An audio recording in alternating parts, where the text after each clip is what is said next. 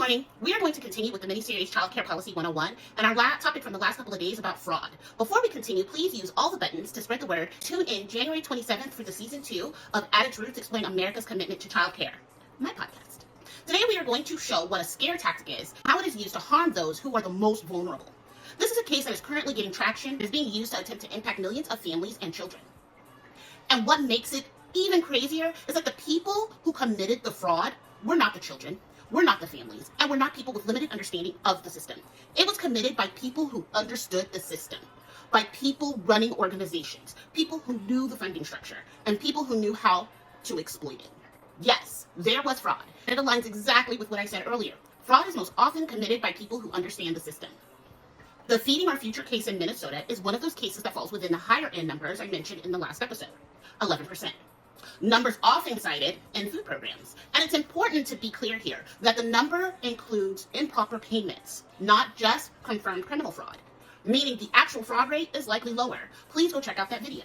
Now, the harm comes here, not just from the people taking money, from those who need it, but from those who use this case to justify the idea that safety net programs are corrupt because of the people who use them. They are out of control. That the only way to fix them is to make access tighter, to stop funding, to create more oversight.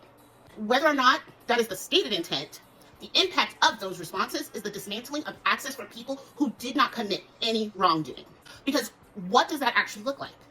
More paperwork for the parents, more compliance for educators and childcare programs, more burden on agencies that are already operating with limited staff and limited resources. These are not the people who committed the fraud.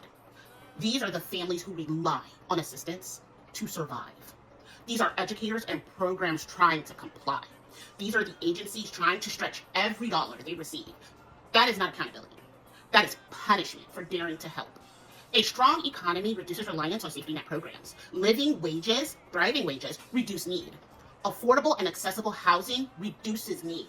Reliable childcare reduces need.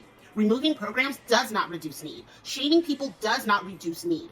Reducing access points does not reduce need. The goal of public policy should be long-term stability so fewer people need these programs over time. Those who do need them only need them briefly. But these stories are not used to show how morally bankrupt the people who stole from the system are. They are used to condemn the people who need the system. They are used to dismantle the social safety nets that keep families housed, children fed, and communities stable. The actions of a small number of people with access and power are used to harm those with little to no power, to attack people who need help. And in the end, that is the least moral position of all. Thank you for tuning in to the Child Care Policy 101 miniseries. I am looking forward to doing next week. Stay tuned for my video that basically explains why I do this. Thank you, and I'll see you later.